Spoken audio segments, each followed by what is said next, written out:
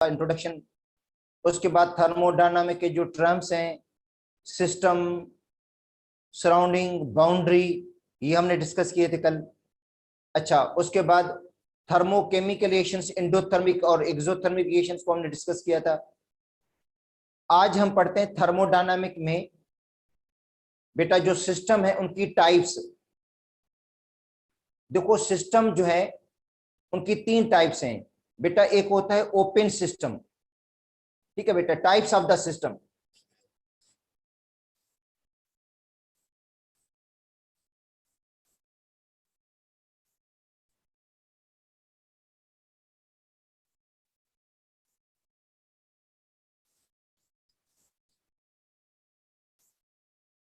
बेटा open system वो होता है जिसके अंदर जो मटेरियल है, जो रिएक्टेंट है, बीकर के अंदर या बर्तन के अंदर, रिएक्शन बेसिस के अंदर, उसकी भी, इसको भी एक्सचेंज कर सकते हो और एनर्जी भी एक्सचेंज होगी। तो both matter and energy are exchange with surrounding. दोनों बेटा एक्सचेंज हो जाते हैं, मैटर भी एक्सचेंज हो जाता है और एनर्जी भी एक्सचेंज होती है सराउंडिंग से। तो इनमें मैटर भी एक्सचेंज होगा, ठीक है,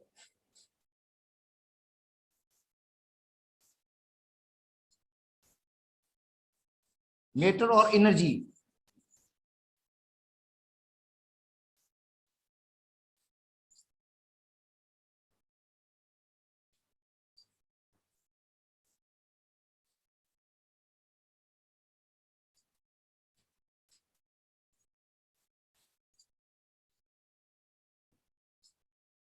बेटा इसके अंदर जो मटेरियल है, मैटर, वो भी एक्सचेंज होता है और एनर्जी भी एक्सचेंज होती है। किससे? सराउंडिंग से।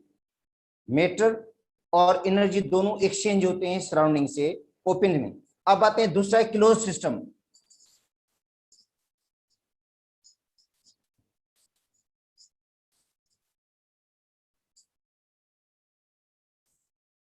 ठीक है, जो क्लोज सिस्टम है उसके अंदर जो मैटर होगा वो एक्सचेंज नहीं होगा, सिर्फ एनर्जी एक्सचेंज होती है। ठीक है, देखो बेटा मैटर एक्सचेंज नहीं होगा मगर सिर्फ एनर्जी एक्सचेंज होती है। किससे? सराउंडिंग से। ठीक है, जो मटेरियल होगा वो वेस्ट में से आउट नहीं होगा, वो उसमें से रिलीज नहीं होगा मैटर, मगर जो एनर्जी होगी वो जो होगी सराउंडिंग से एक्सचेंज होगी। इसका मतलब है सराउंडिंग में रिलीज भी होगी और सराउंडिंग से सिस्टम की तरफ आ भी सकेगी एनर्जी। तो इसके अंदर सिर्फ एनर्जी की ट्रांसफर होती है।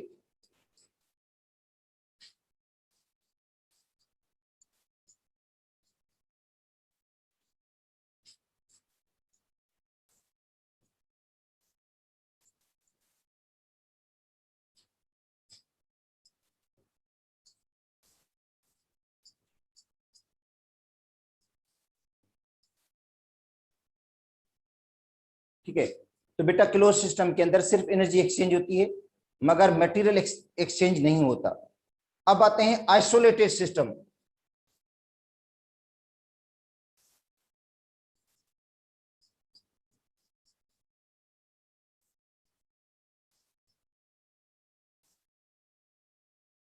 ठीक है, और आइसोलेटेड सिस्टम में ना तो एनर्जी एक्सचेंज होगी और ना मटेरियल एक्सचेंज होगा। बेटा जो आइसोलेटेड सिस्टम है इसके अंदर ना तो मटेरियल एक्सचेंज होगा और ना एनर्जी एक्सचेंज होगी, दोनों की एक्सचेंज नहीं होगी, ना मटेरियल की ना एनर्जी एक्सचेंज होगी। आइसोलेटेड सिस्टम जो है उसमें मटेरियल जो होगा वो भी रिलीज नहीं होगा और जो एनर्जी होगी वो भी एक्सचेंज नहीं होगी सराउंडिंग से। तो 3 किस्म के सिस्टम इनका तज़किरा होगा, ओपन सिस्टम का भी होगा, क्लोज सिस्टम का भी होगा और आइसोलेटेड सिस्टम का भी बेटा आगे तज़किरा होगा कहीं ना कहीं प्रोसेस के अंदर। ठीक है, तो ये 3 सिस्टम है, तीनों की डेफिनेशन लिखी हुई है बुक के अंदर। ठीक है, अब आते हैं स्टेट फंक्शन। बेटा थर्मोडायनामिक में ये भी आ जाता है स्टेट। तो स्टेट क्या है? सिस्टम की प्रॉपर्टीज को डिस्क्राइब करता है। सिस्टम का टेम्परेचर, सिस्टम का वॉल्यूम, प्रेशर, उसकी इंटरनल एनर्जी, उसी की initial enthalpy, initial internal energy. ठीक है, तो सिस्टम जो था इन प्रॉपर्टीज को डिस्क्राइब करता है। अच्छा, स्टेट 2 होती हैं, एक होती है इनिशियल। इनिशियल से मुराद ये है the description of system before it suffers any change, मतलब कोई भी एक्सपेरिमेंट आप स्टार्ट करने से पहले वाली कंडीशन को क्या कहते हैं, इनिशियल स्टेट। देखो कोई भी एक्सपेरिमेंट, कोई भी तजुर्बा हम कर रहे हैं, कोई भी ऑब्जर्वेशन कर रहे हैं, उसी से पहले वाली जो कंडीशन होती है उसी को हम कहते हैं इनिशियल स्टेट। उसमें इनिशियल इंटरनल एनर्जी होगी, इनिशियल वॉल्यूम होगा, इनिशियल प्रेशर होगा, इनिशियल टेम्परेचर होगा, इनिशियल एंथैल्पी होगी। और जब सिस्टम में चेंज आएगी, कोई एक्सपेरिमेंट करेंगे उसके अंदर तब्दीली आएगी, और जब एक्सपेरिमेंट कंप्लीट कर लेंगे तो description of system after it undergoes change is called final state. तो सिस्टम में जो चेंजेस आती हैं, मतलब टेम्परेचर के अंदर, प्रेशर के अंदर, वॉल्यूम के अंदर, इंटरनल के अंदर, एंथैल्पी के अंदर, उसी को हम क्या कहते हैं बेटा, फाइनल स्टेट। ठीक है। और जो सिस्टम में चेंज आएगी वो क्या करेंगे, हम कंपेयर करेंगे फाइनल और इनिशियल को। और सिस्टम को डिस्क्राइब तब भी हम कर पाएंगे जब उसकी इनिशियल स्टेट जो है वो भी स्पेसिफाइड हो और जो फाइनल स्टेट है वो भी स्पेसिफाइड हो, तो सिस्टम को हम डिस्क्राइब कर सकते हैं कंप्लीटली। और स्टेट फंक्शन वो होता है जो सिर्फ इनिशियल और फाइनल पे डिपेंड करता है, वे पे डिपेंड ना करे। बेटा स्टेट फंक्शन वो होते हैं जो सिर्फ इनिशियल और फाइनल पे डिपेंड करते हैं और वे पे डिपेंड नहीं करते, पाथ पे डिपेंड नहीं करते, पाथ से इंडिपेंडेंट है। तो वॉल्यूम स्टेट फंक्शन है, इनिशियल और फाइनल पे डिपेंड करेगा। प्रेशर स्टेट फंक्शन है, इंटरनल एनर्जी स्टेट फंक्शन है, एंथैल्पी स्टेट फंक्शन है, Gibbs free energy state function है। बेटा ये स्टेट फंक्शंस हैं जो इनिशियल और फाइनल पे डिपेंड करते हैं, वे पे डिपेंड नहीं करते, पाथ पे डिपेंड नहीं करते। जबकि हीट और वर्क जो है वो पाथ पे डिपेंड करते हैं, उनको स्टेट फंक्शंस नहीं कहा जाएगा। ठीक है। तो देखो ये तो था सिस्टम की टाइप्स। ठीक है। ठीक है, जिसके अंदर मैंने आपको बता दिया, इसके अंदर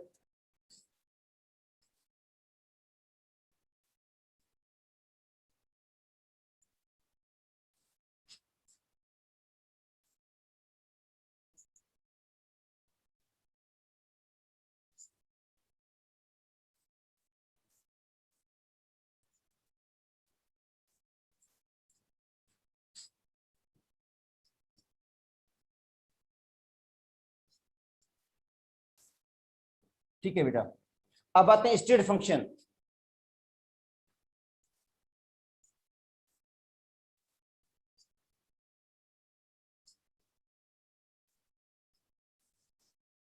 ठीक है, तो बेटा ये सिस्टम की प्रॉपर्टीज हैं जो डिपेंड करती हैं इनिशियल और फाइनल पे।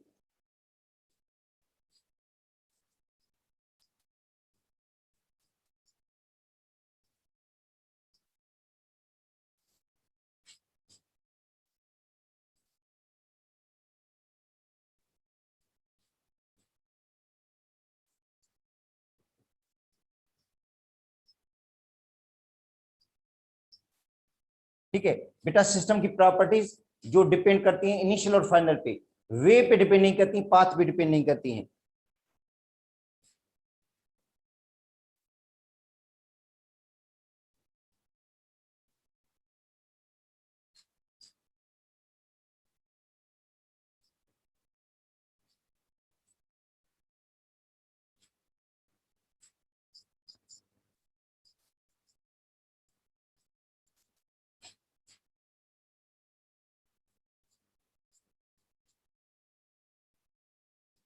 ठीक है, पाथ या वे पे डिपेंड नहीं करती हैं। अब उनमें वॉल्यूम आ जाता है, स्टेट फंक्शन है। ठीक है, देखो ये बेटा delta we, change in volume, V2 minus V1, initial mine final minus initial, delta T, T2 minus T1, final minus initial, delta E, E2 minus E1, final initial energy minus initial internal energy, delta H, change in enthalpy, H2 minus H1, delta G.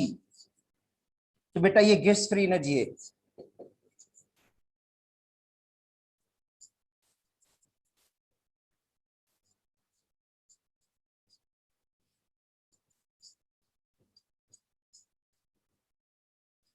ठीक है। Delta S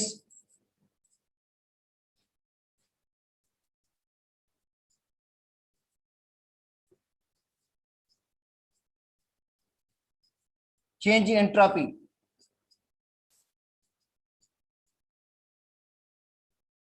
अच्छा, तो ये सभी state functions हैं जो initial और final पे डिपेंड करते हैं, वे पे डिपेंड नहीं करते। ठीक है, तो स्टेट फंक्शंस बेटा वो हैं जो डिपेंड करते हैं इनिशियल और फाइनल पे, और वे पे डिपेंड नहीं करते या पाथ पे डिपेंड नहीं करते हैं, जिनको हम कहते हैं स्टेट फंक्शंस। और हीट एंड वर्क जो है वो पाथ डिपेंडेंट है। और दूसरी बात है, हीट सिस्टम की प्रॉपर्टी है भी नहीं। ठीक है, तो हीट और वर्क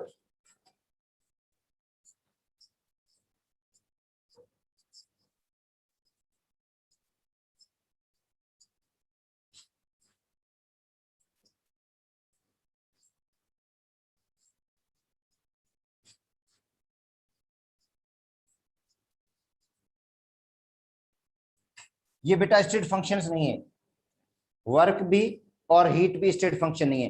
तो देखो थर्मोडायनामिक में जो टर्म्स हमने पढ़े थे, सिस्टम, सराउंडिंग और स्टेट, तो बेटा स्टेट सिस्टम की प्रॉपर्टीज को डिस्क्राइब करेगा।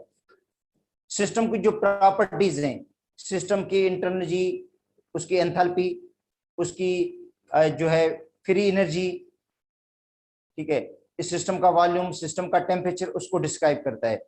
और स्टेट जो है वो दो होती हैं, एक होती है इनिशियल, एक होती है फाइनल। और जो चेंज आती है वो हम क्या कहते हैं, फाइनल और इनिशियल को कंपेयर करके हम चेंज निकालते हैं। ठीक है, किसी भी थर्मोडायनामिक प्रॉपर्टी के अंदर जो चेंज आती है वो फाइनल माइनस इनिशियल से हम कैलकुलेट करते हैं। अब उसके बाद हम पढ़ेंगे इंटरनल एनर्जी को। Internal energy, Gibbs free energy इसके अंदर है नहीं, सिलेबस के अंदर नहीं है गिब्स फ्री एनर्जी या उसके अंदर एंट्रोपी, मगर उनका रोल होता है स्पॉन्टेनियस और नॉन स्पॉन्टेनियस प्रोसेस के अंदर। क्योंकि सिलेबस के अंदर भी नहीं है स्पॉन्टेनियस बेटा प्रोसेस का, लिखा तो नहीं है कहीं भी जिक्र, मगर बुक के अंदर है कि स्पॉन्टेनियस प्रोसेस और नॉन स्पॉन्टेनियस प्रोसेस।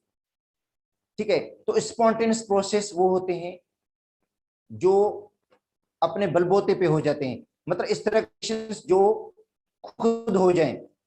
जैसे न्यूट्रलाइजेशन रिएक्शन है, एसिड और बेस के दरमियान रिएक्शन बन जाता है साल्ट और वाटर, ये सेल्फ हो जाता है, खुद ब खुद हो जाएगा। एसिड और बेस को मिलाएंगे तो साल्ट और वाटर बन जाएगा। या सपोज करते हैं AgNO3 है, उसके अंदर आप NaCl को ऐड करेंगे तो व्हाइट कलर का प्रेसिपिटेट खुद ब खुद बन जाता है। तो ये स्पॉन्टेनियस रिएक्शंस हैं। या सपोज करते हैं पानी ऊपर से जो नीचे आता है वो स्पॉन्टेनियस प्रोसेस है, खुद ब खुद आ जाएगा। मगर नीचे से जो ऊपर पानी चढ़ाते हैं तो ये नॉन स्पॉन्टेनियस हो जाता है, उसके लिए एनर्जी हमें चाहिए, एक्सटर्नल फोर्स चाहिए। तो जो नॉन स्पॉन्टेनियस रिएक्शंस होते हैं या नॉन स्पॉन्टेनियस प्रोसेस होते हैं बेटा, वो फोर्सिबली होते हैं, फोर्स के जरिए होते हैं। स्पॉन्टेनियस रिएक्शंस वो होते हैं या स्पॉन्टेनियस प्रोसेस वो होते हैं जो खुद ब खुद हो जाए। अच्छा, तो उनमें न्यूट्रलाइजेशन रिएक्शन है, कंबस्शन रिएक्शन बेटा, कंबस्शन रिएक्शन स्पॉन्टेनियस है। ठीक है, तो एक बार अब देखो स्पॉन्टेनियस रिएक्शन में ये होता है कि शुरू में इनको स्टार्ट करने के लिए कुछ करना पड़ता है हमें, उसके बाद खुद ब खुद रिएक्शन स्टार्ट हो जाता है, उसके बाद उसकी जरूरत नहीं पड़ती। तो कंबस्शन रिएक्शन जो है उसको भी जलाने के लिए, सपोज करते हैं इसको स्टार्ट करने के लिए कुछ ना कुछ एनर्जी की जरूरत पड़ती है, मगर उसके बाद वो खुद ब खुद हो जाता है। तो वो समझे उसको स्पॉन्टेनियस काउंट करेंगे, नॉन स्पॉन्टेनियस नहीं होगा, क्योंकि उसके बाद किसी की जरूरत नहीं पड़ती। अगर पानी की सबको कहते हैं पानी को नीचे से ऊपर चढ़ाना है तो मुसलसल हमें मोटर की जरूरत पड़ती है। अगर मोटर बंद कर देंगे तो वो रिएक्शन भी स्टॉप हो जाता है या प्रोसेस भी स्टॉप हो जाता है वो। मगर जो कंबस्शन रिएक्शन है, एक बार अपने स्टार्ट कर दिया उसके बाद कंटिन्यूसली बर्निंग होती रहेगी।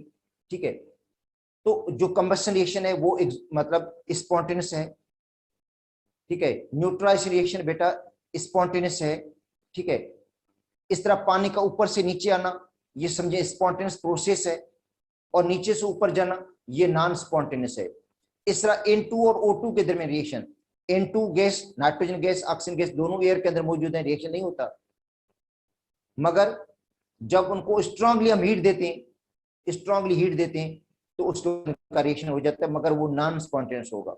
ठीक है, लाइटिंग के जरिए होगा, मतलब आसमानी बिजली जो होती है उसके जरिए इनका रिएक्शन हो सकता है, नाइट्रोजन ऑक्सीजन का रिएक्शन, मगर ये नॉन स्पॉन्टेनियस रिएक्शन है, स्पॉन्टेनियस रिएक्शन नहीं है, खुद खुद नहीं है। अच्छा, अब जिस तरह एवापोरेशन है, हाईले तो एवापोरेशन एंडोथर्मिक चेंज है। देखो बेटा, एवापोरेशन एंडोथर्मिक है, मगर एवापोरेशन हर टेम्परेचर पे होती है, तो इसका मतलब है ये समझे स्पॉन्टेनियस हो जाता है। देखो बेटा, एवापोरेशन का प्रोसेस है तो एंडोथर्मिक, मगर वो स्पॉन्टेनियस है क्योंकि हर टेम्परेचर पे एवापोरेशन होती है, रूम टेम्परेचर पे एवापोरेशन होती है। जैसे टेम्परेचर बढ़ता है एवापोरेशन बढ़ जाती है, मगर हम कह सकते हैं कि एवापोरेशन हर टेम्परेचर पे होती है, तो ये समझे स्पॉन्टेनियस प्रोसेस हो गया।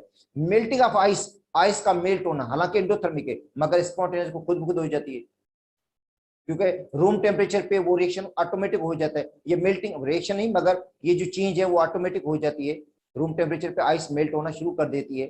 ठीक है, तो ये समझेंगे स्पॉन्टेनियस प्रोसेस हो जाता है। नॉन स्पॉन्टेनियस प्रोसेस का मतलब ये होता है कि वो फोर्स के बगैर नहीं होगा, नॉन स्पॉन्टेनियस जो होगा बेटा। अच्छा, यहां पे स्पॉन्टेनियस और नॉन स्पॉन्टेनियस में जो रोल होता है वो होता है फ्री एनर्जी का, बेटा gives free energy. Spontaneous process में फ्री एनर्जी डिक्रीज होगी, डेल्टा जी की वैल्यू नेगेटिव होगी। बेटा डेल्टा जी जो है, डेल्टा जी, देखो एक्चुअली जो फ्री एनर्जी है delta G,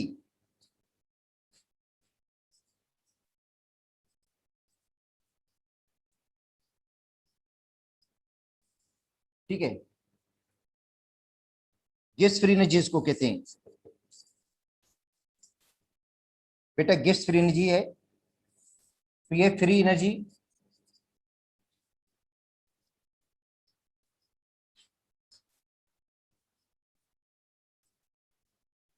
to do useful work, जिससे कोई यूजफुल वर्क हो, जिससे कोई यूजफुल वर्क हो, उस एनर्जी को हम क्या कहते हैं, गैस फ्री एनर्जी कहते हैं। इट इज डिनोटेड बाय जी।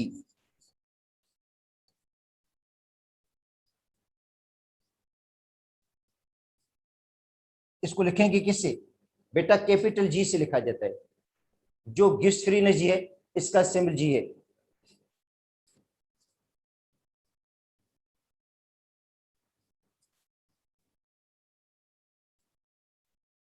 और ये स्टेट फंक्शन है।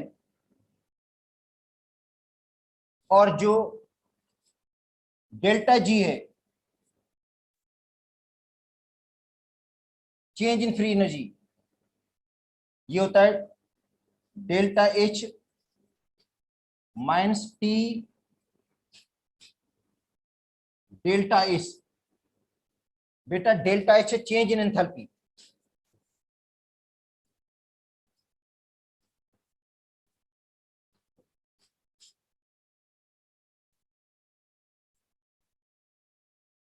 और डेल्टा एस से चेंज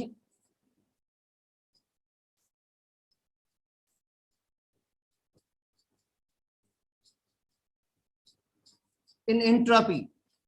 और एंट्रोपी है डिग्री ऑफ डिसऑर्डरनेस, डिसऑर्डरनेस की डिग्री को कहते हैं एंट्रोपी। जैसे मेल्टिंग ऑफ आइस, जब आइस मेल्ट होते तो डिसऑर्डरनेस बढ़ जाती है। एवापोरेशन ऑफ वाटर, वाटर जब एवापोरेट करता है तो डिसऑर्डरनेस बढ़ जाती है, एंट्रोपी इंक्रीज होती है। बेटा डिग्री ऑफ डिसऑर्डरनेस, जितनी डिसऑर्डरनेस बढ़ेगी उतनी एंट्रोपी बढ़ेगी। अच्छा, सब्लिमेशन में सॉलिड से डायरेक्ट गैस बन जाती है, डिसऑर्डरनेस बढ़ जाती है, तो एंट्रोपी बढ़ेगी। अच्छा, अगर क्रिस्टलाइजेशन हो जाएगी, आयंस मिलकर क्रिस्टल बना लेंगे, तो डिसऑर्डरनेस कम हो जाती है और एंट्रोपी भी कम हो जाती है। तो फ्रीजिंग में एंट्रोपी कम हो जाती है, डिसऑर्डरनेस कम हो जाती है। तो बेटा जो एंट्रोपी है यह है डिग्री ऑफ डिसऑर्डरनेस है। डिसऑर्डरनेस की डिग्री को क्या कहते हैं, एंट्रोपी कहते हैं। जितनी डिसऑर्डरनेस बढ़ेगी एंट्रोपी हम कहेंगे बढ़ेगी, और जितनी डिसऑर्डरनेस कम होगी एंट्रोपी कम होगी। तो मेल्टिंग में एंट्रोपी बढ़ेगी क्योंकि डिसऑर्डरनेस बढ़ती है, एवापोरेशन में डिसऑर्डरनेस बढ़ती है, हम कहेंगे एंट्रोपी बढ़ेगी। फ्रीजिंग में एंट्रोपी कम होगी, कंडेंसेशन में एंट्रोपी कम हो जाती है, डिसऑर्डरनेस कम हो जाती है। क्रिस्टलाइजेशन में एंट्रोपी कम होती है क्योंकि डिसऑर्डरनेस कम हो जाती है, क्रिस्टल बन जाते हैं, आयंस मिलकर क्रिस्टल बना लेते हैं। तो बेटा ये एंट्रोपी है, डिग्री ऑफ डिसऑर्डरनेस। तो जो डेल्टा जी होता है वो होता है delta H minus T delta S. अगर डेल्टा जी की वैल्यू नेगेटिव है,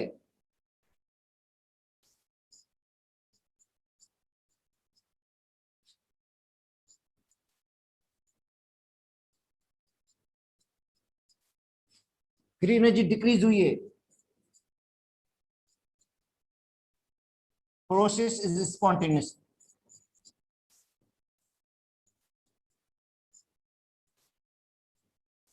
प्रोसेस क्या होगा? स्पॉन्टेनियस होगा।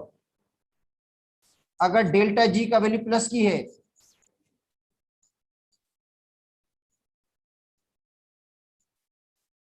फ्री एनर्जी इंक्रीज हुई है,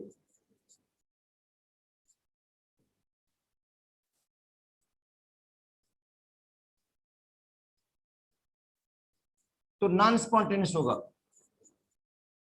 जो प्रोसेस होगा बेटा नॉन स्पॉन्टेनियस होगा। तो इसके अंदर स्पॉन्टेनियस और नॉन स्पॉन्टेनियस प्रोसेस का भी जिक्र है। स्पॉन्टेनियस में बेटा वो होते हैं जो खुद ब खुद हो जाएं, अपने ओन पे हो जाएं। और नॉन स्पॉन्टेनियस का मतलब है जिसके लिए फोर्स लगानी पड़े, हमें एक्सटर्नल फोर्स के बगैर ना हो, उनको कहते हैं नॉन स्पॉन्टेनियस प्रोसेस। तो इसके अंदर दोनों का जिक्र है, स्पॉन्टेनियस का भी, नॉन स्पॉन्टेनियस का भी। मगर इतना फ्री एनर्जी का जिक्र नहीं है। मैं आपको वैसे बता देता हूं कि फ्री एनर्जी का इसमें रोल होता है। अगर फ्री एनर्जी का थोड़ा इसमें लिखा हुआ है लाइन, मगर उसमें लिखा हुआ है कि आगे ये स्कोप में नहीं है, हमारे सिलेबस में नहीं है, ये जो फ्री एनर्जी वाला टॉपिक है। ठीक है, तो डेल्टा जी अगर नेगेटिव है तो फ्री एनर्जी डिक्रीज होगी, रिएक्शन स्पॉन्टेनियस हो जाएगा। हाँ, डेल्टा जी को नेगेटिव करने के लिए क्या करना पड़ेगा हमें? बेटा डेल्टा जी नेगेटिव कैसे होगी मैं आपको बता देता हूं। Delta G is equal to delta H minus T delta S. T का मतलब टेम्परेचर और डेल्टा एस का मतलब है एंट्रोपी। ठीक है, अगर ये नेगेटिव की है ये, और ये भी नेगेटिव है, और ये क्या है प्लस का है, तो प्रोसेस स्पॉन्टेनियस होगा।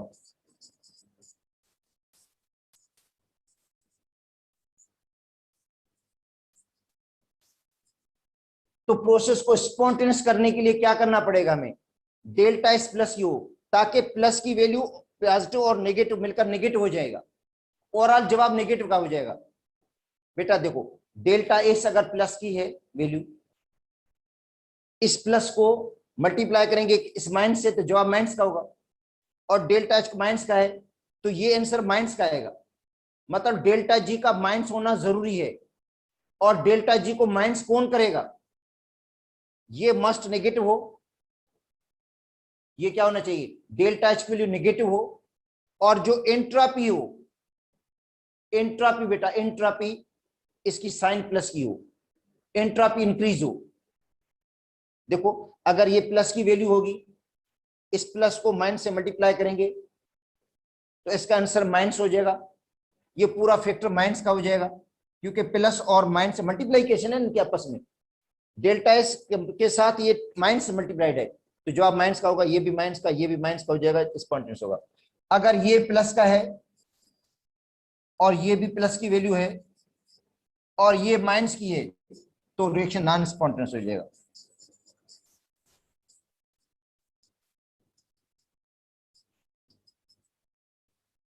ठीक है, मगर ये मैं कहता हूं जो चीजें आपके सिलेबस से आउट ही हैं, सिलेबस में शामिल नहीं है, इसलिए जरूरत भी नहीं है इनकी पढ़ने की। मगर फिर भी एक कभी कभी इस तरह की चीजें आ भी जाती हैं। फ्री एनर्जी का जिक्र हो जाता है, तो फ्री एनर्जी का आ सकता है, क्योंकि इसके अंदर उन्होंने लिखा भी है कि फ्री एनर्जी स्पॉन्टेनियस रिएक्शन में डिक्रीज होती है और नॉन स्पॉन्टेनियस रिएक्शन में इंक्रीज होती है फ्री एनर्जी। इसलिए मैं आपको फ्री एनर्जी का थोड़ा बता दिया कि ये वैल्यू नेगेटिव की होगी, नेगेटिव को प्लस से मल्टीप्लाई करेंगे, नेगेटिव नेगेटिव प्लस की हो जाएंगे, ये प्लस तो ये भी प्लस हो जाएगा। मतलब सारी वैल्यूज प्लस की हो जाएंगी और नॉन स्पॉन्टेनियस रिएक्शन हो जाएगा। ठीक है, तो उसकी फिलहाल इतनी जरूरत नहीं है।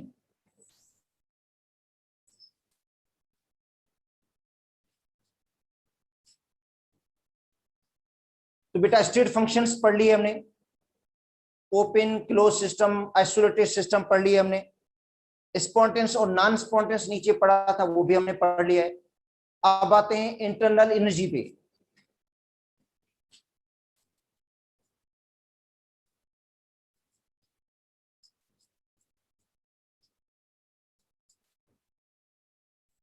देखो बेटा, इंटरनल जो एनर्जी है, सिस्टम की जितनी भी एनर्जीज हैं उन सबका सम है। देखो, इंटरनल एनर्जी जो है वो एक्चुअली सम है of all energies of the system. System की जितनी भी एनर्जीज हैं उनका सम है काइनेटिक एनर्जी और पोटेंशियल एनर्जी। मतलब जो इंटरनल एनर्जी है वो सम है किसका? काइनेटिक एनर्जी का और पोटेंशियल एनर्जी का, या जितने भी सिस्टम की एनर्जीज हैं उनकी सम को क्या कहते हैं, हम इंटरनल एनर्जी कहते हैं। तो यह सम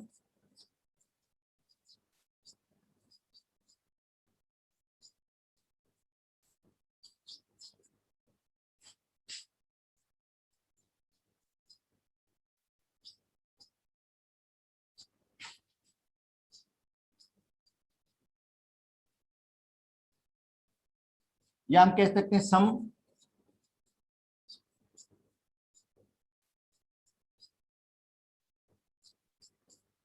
ऑफ काइनेटिक एनर्जी और पोटेंशियल एनर्जी। और काइनेटिक एनर्जी किसकी वजह से है बेटा? काइनेटिक जो एनर्जी है वो रोटेशनल मोशन की वजह से भी होती है, वाइब्रेशनल मोशन की वजह से भी होती है, ट्रांसलेशनल मोशन। तो मेरा काइनेटिक जो एनर्जी है वो रोटेशनल मोशन, वाइब्रेशनल मोशन और ट्रांसलेशनल मोशन है, उसकी वजह से है। और जो पोटेंशियल एनर्जी है ये है फोर्स ऑफ अट्रैक्शन या बांड एनर्जी को हम कहते हैं पोटेंशियल एनर्जी। बेटा जो बांड की एनर्जी है उस एनर्जी को हम क्या कहते हैं?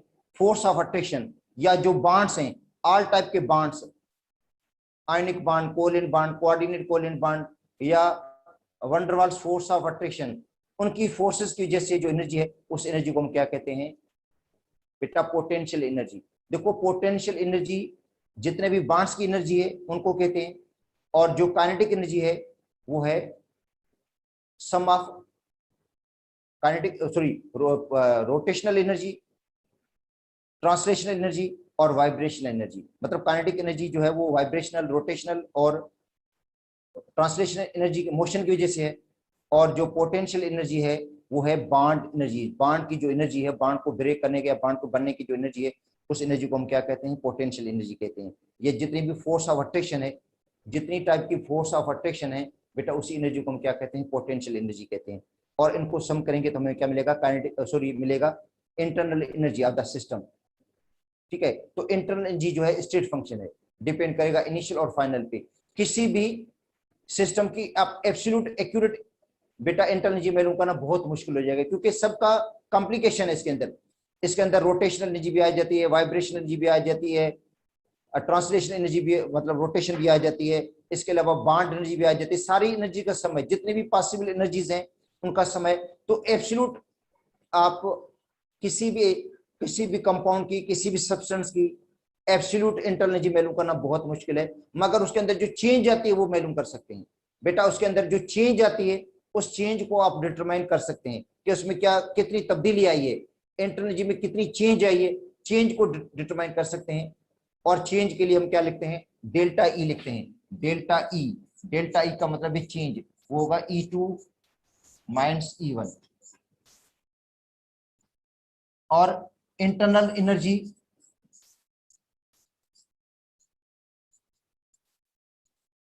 Is state function.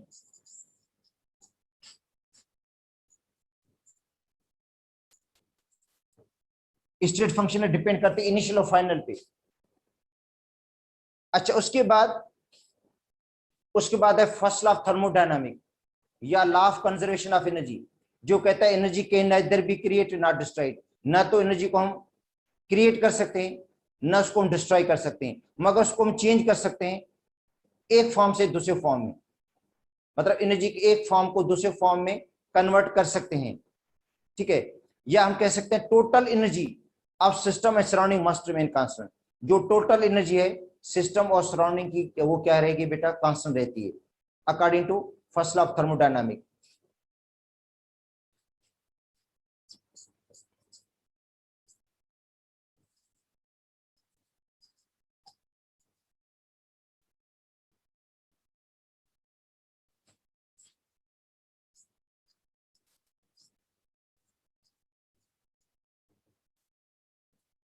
बेटा फर्स्ट लॉ ऑफ थर्मोडायनामिक जो कहता है energy can neither be created not destroyed, energy can neither be created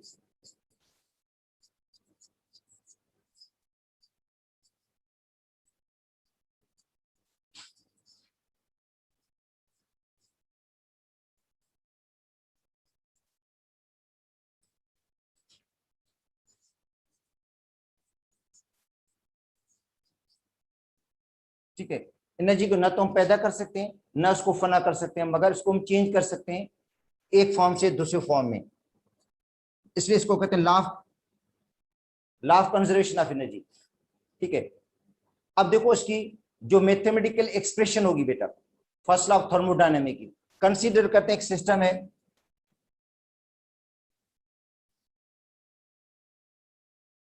ये उसका एरिया ऑफ क्रॉस सेक्शन है। देखो ये क्या है, उसका एरिया ऑफ क्रॉस सेक्शन है ए, और उसके ऊपर जो पिस्टन लगा हुआ ये फ्रिक्शनलेस और वेटलेस पिस्टन है। ये देखो जो पिस्टन लगा हुआ है ये फ्रिक्शनलेस है और वेटलेस, इसको कोई वजन नहीं है। ठीक है, इसके अंदर जो गैस फिल की है हमने या सब्सटेंस है, उसकी जो इंटरनल एनर्जी है इनिशियल स्टेट में E1 है। बेटा सिलेंडर है जिसका एरिया ए है, ठीक है, इसके अंदर जो सब्सटेंस है उसकी इंटरनल एनर्जी इनिशियल स्टेट में E1 है, और इसको हम हीट सप्लाई कर रहे हैं बाहर से।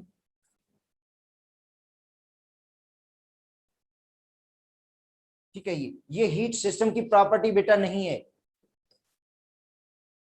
सिस्टम को बाहर से हम सप्लाई कर रहे हैं, हम सराउंडिंग से सप्लाई कर रहे हैं, तो सिस्टम क्या करेगा, हीट को एब्जॉर्ब करेगा। सिस्टम हीट को एब्जॉर्ब करता है, और एक तो उसकी एनर्जी चेंज होगी, E1 से E2 हो जाएगी। देखो E1 से E2 होगी एनर्जी, और ये जो पिस्टन है यहां पे इसका वॉल्यूम है V1, और पिस्टन अपवर्ड मूव करेगा, क्योंकि गैस के जो मॉलिक्यूल्स हैं या जो सब्सटेंस है, जब उसको आपने हीट सप्लाई की तो एक तो उसकी एनर्जी में चेंजिंग आ गई, और दूसरा पिस्टन अपवर्ड मूव करेगा, ऊपर की तरफ उठेगा, और वॉल्यूम भी इसका चेंज हो जाएगा। देखो वॉल्यूम भी क्या हो गया, V2 हो गया ये, और कुछ उसने फासला भी तय किया है, वर्क भी हुआ है, पिस्टन ने वर्क किया है। तो इसका मतलब है जो आपने हीट सप्लाई की, जो सिस्टम को आपने हीट दी, और हीट देने से क्या हुआ, एक तो उसकी एनर्जी चेंज हो गई, और दूसरा क्या हुआ है, वर्क भी हुआ है on the surrounding, work done by system on the surrounding.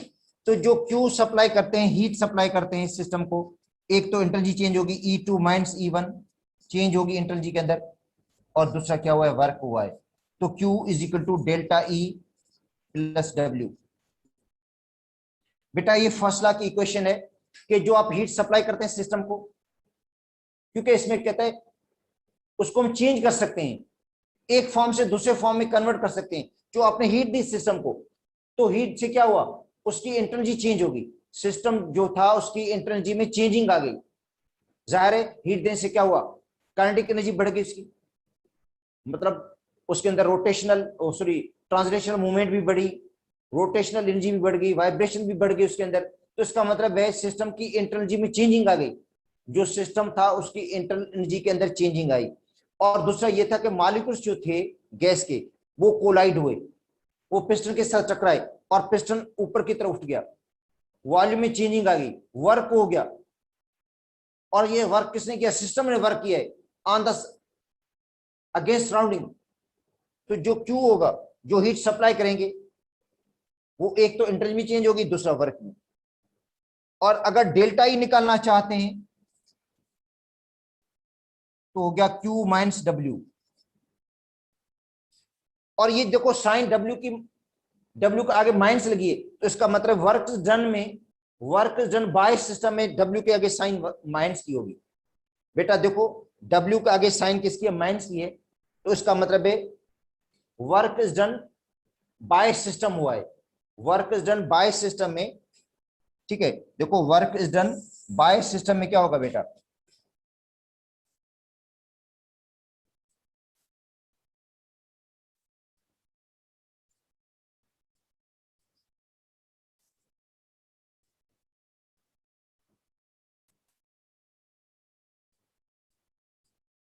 Negative का होगा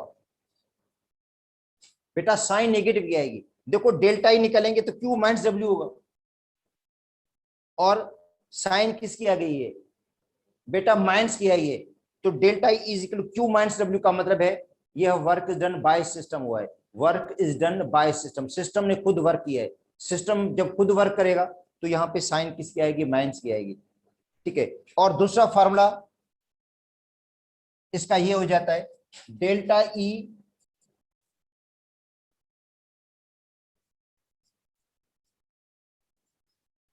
क्यू प्लस डब्ल्यू। बेटा डेल्टा ई बराबर है क्यू प्लस डब्ल्यू के, यहां पे वर्क की साइन प्लस की है तो ये होगा कि वर्क पॉजिटिव का है तो वर्क डन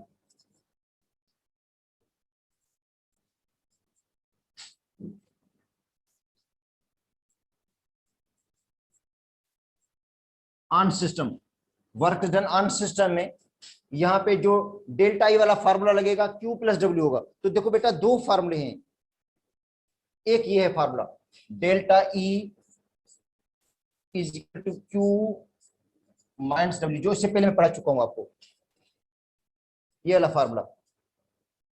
ये तब इस्तेमाल करते हैं डेल्टा ई के लिए जब वर्क डन बाय सिस्टम होता है।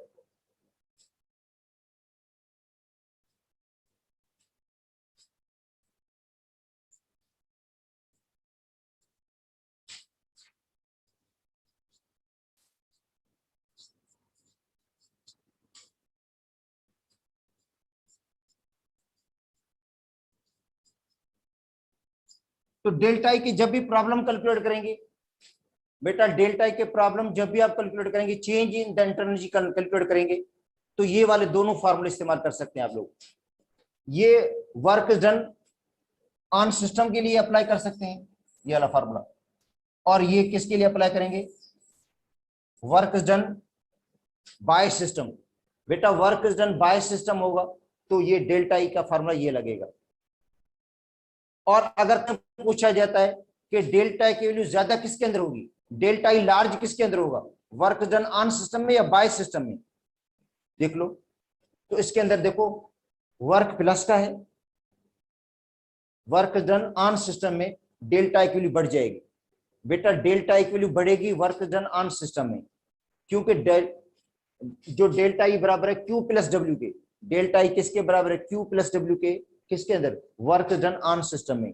वर्क डन ऑन सिस्टम में डेल्टा ई की वैल्यू इंक्रीज होती है, और जबकि वर्क डन बाय सिस्टम में डेल्टा ई की वैल्यू क्या होती है, डिक्रीज हो जाती है, क्योंकि माइनस का वर्क होता है इसलिए।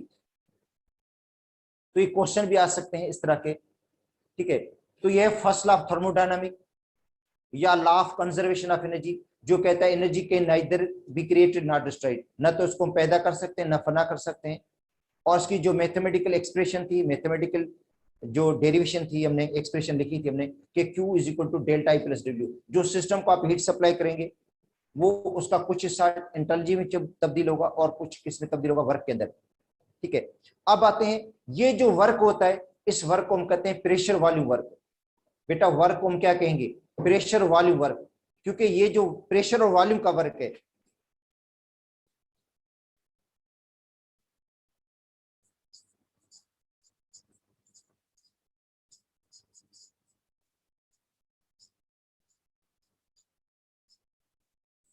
और ये हमें प्रूव भी करना पड़ता है कि W बराबर होता है P डेल्टा V के।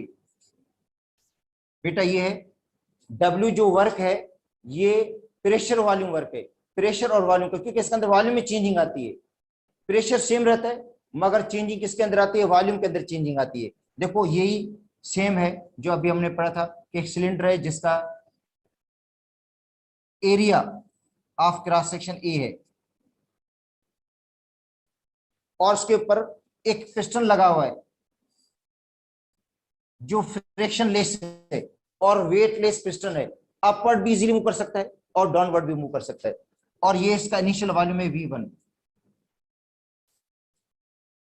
ये इसका इनिशियल वॉल्यूम है, ये इसका ओरिजिनल वॉल्यूम है। अगर पिस्टन थोड़ा सा ऊपर फासला तय करता है, अगर सपोज करते इसके अंदर गैस फिल की हमने, उसको हमने हीट दी, तो गैस के मार्के उसको कोलाइड होंगे, टकराएंगे पिस्टन के साथ, और पिस्टन अपवर्ड मूव करता है, थोड़ा कुछ डिस्टेंस कवर करता है, ठीक है, यहां से लेकर यहां तक, ये V2 हो गया।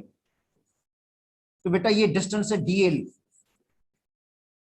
ये जो पिस्टन ने डिस्टेंस कवर किया ये DL है, या DH लिख दो, हाइट लिख दो भले, या डीए लिख दो, कोई फर्क नहीं पड़ता। एक्चुअली वर्क होता है force into displacement, F into DL. किसी चीज के ऊपर आप फोर्स लगाएं, किसी चीज के ऊपर आप फोर्स लगाएं, अगर वो कुछ डिस्टेंस कवर करती है तो वो वर्क होगा। बेटा किसी चीज के ऊपर आप फोर्स लगाएं, अगर वो डिस्टेंस कवर करती है तो वो क्या है, वर्क है। तो इसका मतलब है ये जो पिस्टन है इसके ऊपर फोर्स लगी और पिस्टन ने कुछ डिस्टेंस कवर किया है जो डीएल के बराबर है, तो जो वर्क होगा, वर्क होगा एफ इंटू डीएल। तो बेटा ये वर्क का फार्मूला है। एफ का मतलब फोर्स लगी है पिस्टन के ऊपर और पिस्टन ने कुछ डिस्टेंस कवर किया है, वो भले आप डीएल लिख दो, डीएच लिख दो, कोई फर्क नहीं पड़ता, फार्मूला तो आखिर में वही प्रूव होना है। तो वर्क बराबर है फोर्स इंटू डिस्प्लेसमेंट। ठीक है, अब हमें पता है कि जो प्रेशर है वो बराबर था फोर्स अपॉन एरिया के। बेटा प्रेशर क्या है, फोर्स पर यूनिट एरिया है। प्रेशर क्या होता है, फोर्स पर यूनिट एरिया होता है। तो P बराबर है एफ अपन ए। अच्छा, तो F किसके बराबर हो जाएगा, बेटा F बराबर हो जाएगा पी ए के। P और A, अगर हम F निकालेंगे तो P और A को मल्टीप्लाई कर देंगे। अब तो ये क्वेश्चन बन गई सेकंड, ये क्वेश्चन बन गई थर्ड। हाँ, इसी क्वेश्चन को इसके अंदर पुट कर दें हम। बेटा ये जो F है और F की वैल्यू क्या है, PA है, ये इसके अंदर हम पुट कर दें तो W बराबर हो जाएगा, F की जगह क्या आ जाएगा, PA इंटू DL। बेटा ये हो जाएगा PA इंटू DL। देखो फोर्स की जगह पे, जो फोर्स था उसकी जगह पे आ गया PA इंटू DL। अब आपको पता है कि A एरिया है और DL है चेंज इन लेंथ। एरिया को चेंज इन लेंथ से मल्टीप्लाई करते हैं तो चेंज इन वॉल्यूम मिलता है। वैसे हमें पता है कि एरिया और जो लेंथ है इनको मल्टीप्लाई करने से वॉल्यूम मिलता है। एरिया को जब लेंथ से मल्टीप्लाई करते हैं हमें मिलता है वॉल्यूम। जब एरिया को मल्टीप्लाई करेंगे चेंज लेंथ से, एरिया को मल्टीप्लाई करते हैं चेंज लेंथ से, मिलता है चेंज इन वॉल्यूम। बेटा डीवी मिलेगा, चेंज इन वॉल्यूम। तो इसकी जगह पे हम लिख सकते हैं, बेटा इसकी जगह पे हम लिख सकते हैं ये चेंज इन वॉल्यूम है। तो डब्ल्यू बराबर हो जाएगा पी डीवी। डीवी का मतलब है स्मॉल चेंज इन वॉल्यूम। अगर बड़ी कोई चेंज है तो उसको लिख सकते हैं P delta we. Delta we का मतलब है लार्ज वॉल्यूम में चेंज। और ये बेटा स्मॉल चेंज के लिए है, ये स्मॉल चेंज के लिए। अगर वॉल्यूम में थोड़ी सी तब्दीली आती है, अगर वॉल्यूम में बड़ी तब्दीली आती है, उसके लिए हम क्या यूज करते हैं, डेल्टा। तो ये प्रूव हो गया कि वर्क बराबर होता है पी डेल्टा वी के। वर्क किसके बराबर है, पी डेल्टा वी के। तो फर्स्ट लॉ की जो इक्वेशन है थी, ये ऊपर वाली इक्वेशन, बेटा फर्स्ट लॉ की इक्वेशन है कि delta E is equal to Q minus W. तो इसकी जगह हम लिख सकते हैं delta E is equal to Q minus P delta V. लिख सकते हैं ना, क्योंकि हमें पता है कि W बराबर होता है P डेल्टा V के। W P डेल्टा V के बराबर है, तो फर्स्ट लॉ की इक्वेशन भी चेंज हो गई। किस तरह, तो डेल्टा E जो हमने पहले लिखा था, डेल्टा E बराबर है Q माइनस W के। डेल्टा E बराबर है किसके, Q माइनस W के। उसकी जगह पे हम लिख देंगे डेल्टा E बराबर Q minus P delta V। ठीक है, Q minus P delta V। Delta V का मतलब है चेंज इन वॉल्यूम। अच्छा, अगर सिस्टम को हम हीट सप्लाई करते हैं, बेटा सिस्टम को हम हीट देते हैं एट कांस्टेंट वॉल्यूम, और वॉल्यूम को हम कांस्टेंट रखते हैं, वॉल्यूम को चेंज होने नहीं देते हम, तो वर्क जीरो होगा। देखो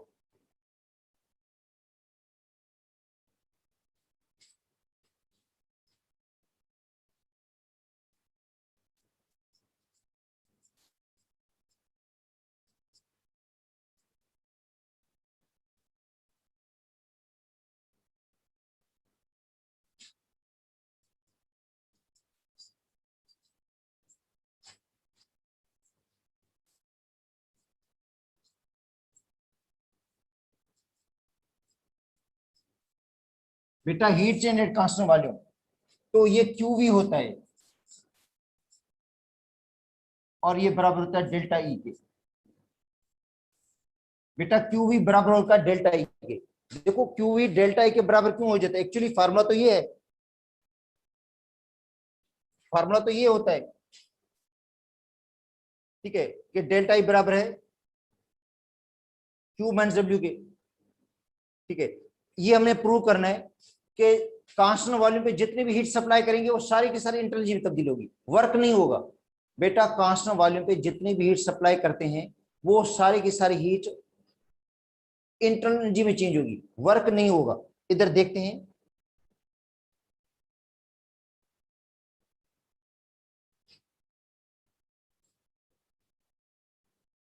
इधर देखो। तो according to first law of thermodynamic,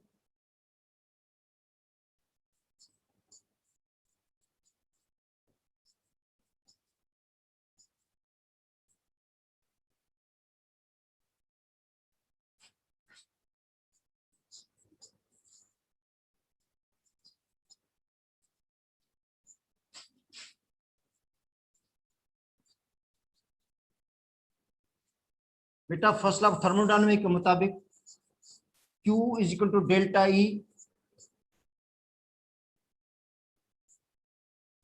plus W होता है। ये हमने पढ़ी थी फर्स्ट लॉ की इक्वेशन कि Q बराबर है डेल्टा ई प्लस डब्ल्यू, और W किसके बराबर होता है?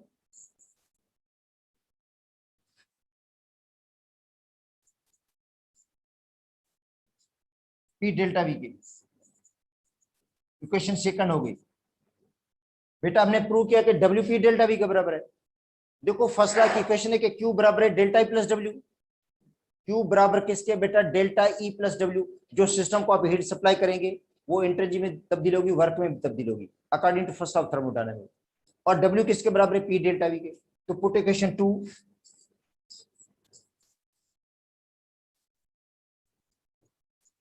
इन इक्वेशन 1 के अंदर पुट कर दो, तो Q बराबर हो जाएगा delta E plus P delta V हो जाएगा।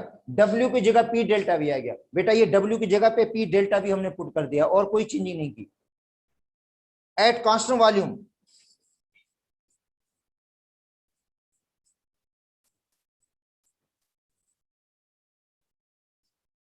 V1 is equal to V2। बेटा V1 और V2 दोनों बराबर होंगे। देखो कांस्टेंट वॉल्यूम पे क्या होगा? V1 और V2 दोनों इक्वल होते हैं। V1 और V2 दोनों बराबर होते हैं, V1 और V2। Therefore delta V become 0। Delta V 0 हो जाएगा। ज़ाहिर है V1 10 है, V2 भी 10 है, तो 10 में 10 गया 0। अच्छा अगर इसमें 0 पुट कर देंगे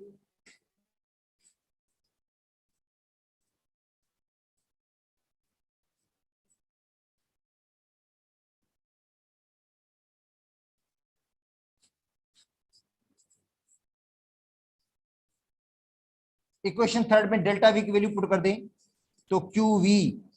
अब मैंने यहां V पे क्यों लगाया? क्योंकि वॉल्यूम कांस्टेंट रखा है हमने। वॉल्यूम जब कांस्टेंट रखूंगा तो लिखूंगा QV, जब प्रेशर कांस्टेंट रखूंगा तो QP। तो बेटा QV बराबर किसके होगा? Delta E plus P into 0। 0 क्यों आ गया? चेंज वॉल्यूम 0 है। तो QV बराबर हो जाएगा डेल्टा ई के। प्रूव हो गया कि QV बराबर डेल्टा ई के है कांस्टेंट वॉल्यूम पे। कांस्टेंट वॉल्यूम पे जितनी भी हीट सप्लाई करेंगे वो सारी के सारी हीट डेल्टा ई में जाएगी, वर्क 0 होगा। वर्क 0 होगा बेटा, वर्क 0 होता है।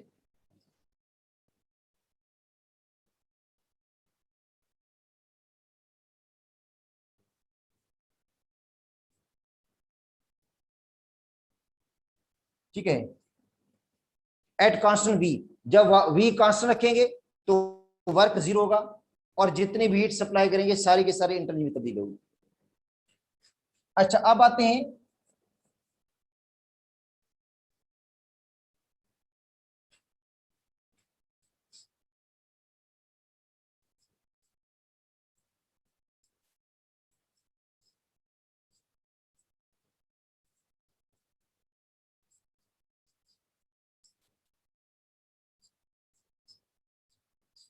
बेटा heat change at constant pressure. Heat change at constant pressure, ठीक है। और इसको टर्म को एंथैल्पी भी बोलते हैं। बेटा जो हीट चेंज होती है कांस्टेंट प्रेशर को, उसको क्या कहते हैं हम? एंथैल्पी भी कहते हैं। एक नया टर्म होता है एंथैल्पी।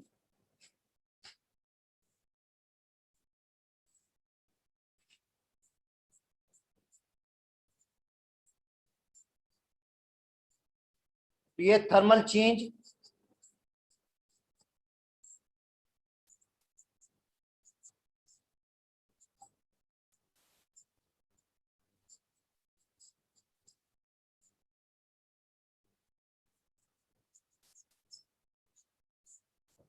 Eight constant pressure. तो बेटा एंथैल्पी भी क्या है, थर्मल चेंज है, हीट चेंज है eight constant pressure.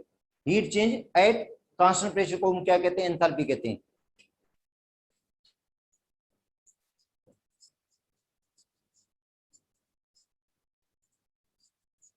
It is denoted by H, लिखेंगे किससे, एच से लिखते हैं, इसको एच से लिखा जाता है। फार्मूला कौन सा होगा इसका, H is equal to E plus PV. ये बहुत अहम फार्मूला है बेटा, इंपॉर्टेंट फार्मूला है ये। H एंथैल्पी और एंथैल्पी सम है किसका, इंटरनल एनर्जी और प्लस में pressure volume, product of pressure volume. मतलब जो एंथैल्पी है, देखो बेटा ये एंथैल्पी है,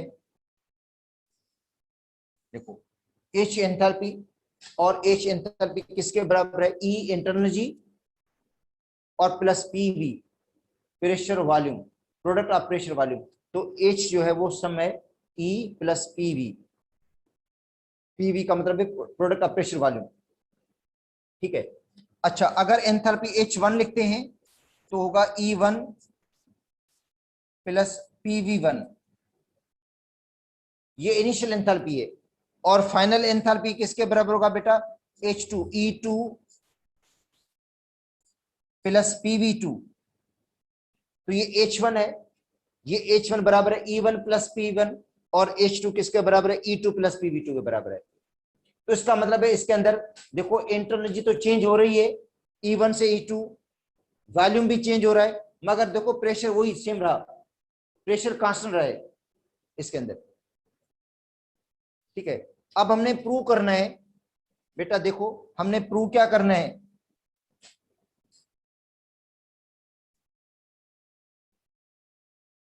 हमने ये प्रूव करना है कि QP is equal to delta H, heat change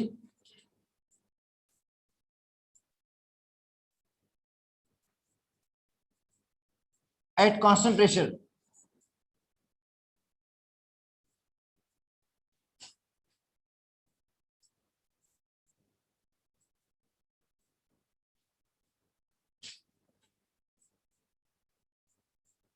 is equal to change in enthalpy.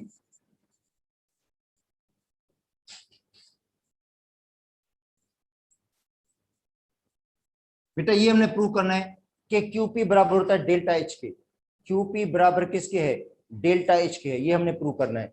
देखो अकॉर्डिंग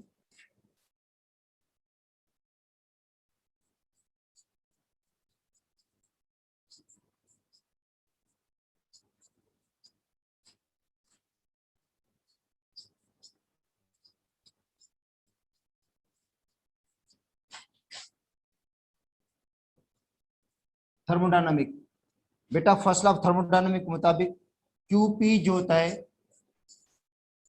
वो होता है delta E plus P delta V के। बेटा QP heat change at constant pressure, constant pressure पर जितने भी हीट सप्लाई करेंगे वो इंटरनल एनर्जी में भी चेंज होगी, वर्क में भी चेंज होगी। बेटा कांस्टेंट प्रेशर पे जितने भी हीट सप्लाई करते हैं उसका कुछ हिस्सा इंटरनल एनर्जी में तब्दील होता है और कुछ हिस्सा वर्क में तब्दील होता है, मगर कांस्टेंट वॉल्यूम में ऐसा नहीं होता।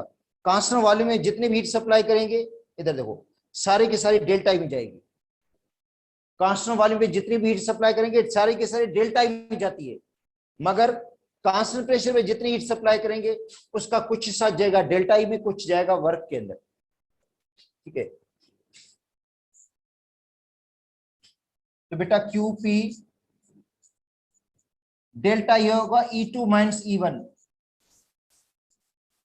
जो डेल्टा ये वो है E2 माइनस E1 है, और प्लस P और डेल्टा V किसके बराबर है बेटा, V2 माइनस V1, जो डेल्टा V है V2 माइनस V1 है, V2 minus V1 final minus initial, ये भी E2 जो डेल्टा E2 माइनस E1 है, फाइनल माइनस इनिशियल। तो बेटा QP हो जाएगा E2 minus E1 plus PV2, इन दोनों को मल्टीप्लाई करेंगे तो बेटा हो जाएगा PV2 हो जाएगा, देखो PV2 हो जाएगा, माइनस PV1। हाँ, अब हम क्या करेंगे, E2 को और PV2 को साथ लिखेंगे हम।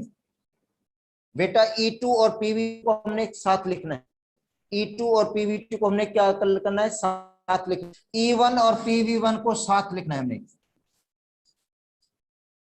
इनको हमने साथ लिखना है। E2 और PV2 को हमने एक साथ लिखना है, E1 और PV1 को हमने एक साथ लिखना है। तो फिर क्या होगा आगे, E2 और PV2 को हमने एक ब्रैकेट के अंदर बंद कर देना है। देखो E2 प्लस PV2, और यहां पे माइनस कॉमन निकाल देंगे हम, E1 प्लस PV1 को हमने साथ लिख दिया। और ये किसके बराबर है बेटा, QP के। ठीक है, यहां पे एक नया टर्म को इंट्रोड्यूस करते हैं।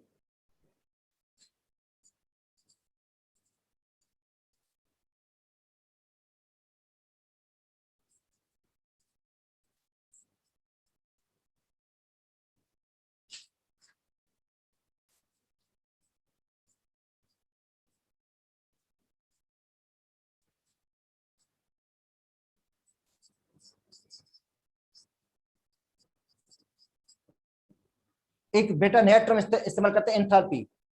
नया टर्म जो अभी मैंने आपको पढ़ा था, एंथैल्पी को इंट्रोड्यूस करवाते हैं यहाँ पे। It is denoted by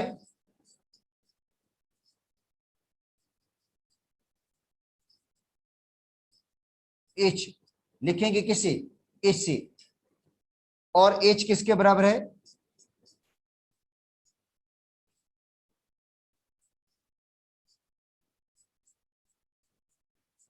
E plus PV। ठीक है, H1 किसके बराबर होगा, E1 प्लस PV1। H2 किसके बराबर होगा, E2 प्लस PV2 के बराबर होगा। तो अब देखो इसके अंदर ये चीज आ गई है, E2 प्लस PV2। बेटा यहां पे देखो, ये E2 प्लस PV2 मौजूद है, ये किसके बराबर है, H2 के बराबर है। तो देखो बेटा यहां पे ये आ जाएगा कि QP बराबर हो जाएगा E2 plus PV2 minus E1 PV1। अब इसकी जगह पे आ जाएगा H2, क्योंकि हमें पता है कि H2 E2 प्लस PV2 के बराबर है। बेटा जो H2 है E2 प्लस PV2 के बराबर है, और H1 किसके बराबर है, E1 प्लस PV1 के बराबर है। तो इसकी जगह पे आ जाएगा H1। तो प्रूव हो गया कि QP बराबर होगा डेल्टा H के। H2 माइनस H1 का मतलब है डेल्टा H। तो प्रूव हो गया कि QP किसके बराबर है बेटा, डेल्टा H के बराबर है। QP बराबर है डेल्टा H के। तो फर्स्ट लॉ की जो इक्वेशन थी बेटा, जो फर्स्ट लॉ की इक्वेशन थी कि QP बराबर होता है delta E plus P delta V के, तो हम कह सकते हैं डेल्टा H भी किसके बराबर होगा, delta E plus P delta V के बराबर होगा। क्यों भाई इधर लिखा मैंने इस तरह, क्योंकि QP और डेल्टा H दोनों बराबर हैं। बेटा QP और डेल्टा H तो इक्वल हैं।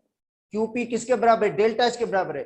तो QP जब इसके बराबर है तो बेटा QP किसके बराबर है, इसके बराबर है। ये इक्वेशन है QP वाली, ये QP की इक्वेशन है। तो QP बराबर है delta I plus P delta V। तो डेल्टा H भी किसके बराबर होगा, delta I plus P delta V।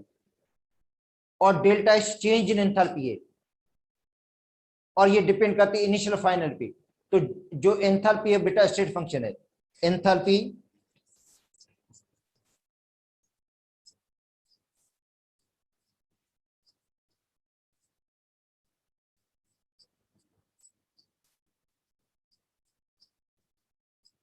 Is state function depend upon initial and final. Enthalpy जो है वो स्टेट फंक्शन है जो डिपेंड करती है इनिशियल और फाइनल पे। और एंथैल्पी सिस्टम की प्रॉपर्टी है,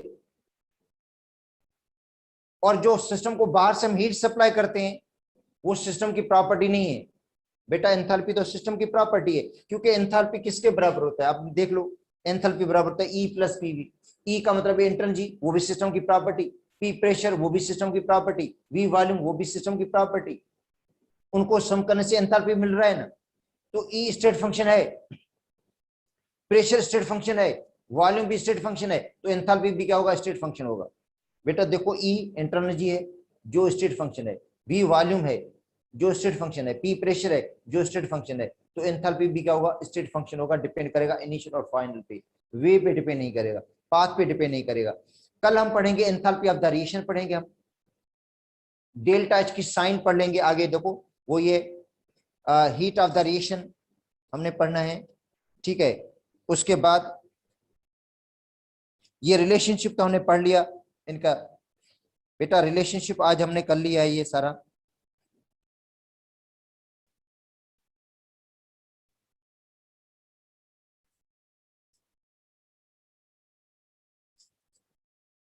अच्छा आज बेटा एक्स्ट्रा क्लास मैंने रखनी है, और वो है लिक्विड स्टेट के बारे में, कि जिन बच्चों को लिक्विड स्टेट में जो फोर्सेस हैं, वंडरवाल्स फोर्स है या डायपोल डायपोल फोर्स है, हाइड्रोजन बॉन्डिंग है, उन्हीं के हवाले से बेटा क्लास होगी आज। अगर कोई लेना चाहता है बच्चा जिसको लिक्विड स्टेट में डिफिकल्टी है, वो 12 बजे की क्लास होगी, 12 बजे की क्लास होगी, लिक्विड स्टेट के हवाले से होगी। किसी को भी डिफिकल्टी है लिक्विड स्टेट के बारे में, तो वो क्लास में मैं आपको मतलब क्लियर कर दूंगा, एक्स्ट्रा क्लास लूंगा, 12 बजे हुई क्लास, जिसको भी डिफिकल्टी हो लिक्विड स्टेट के बारे में।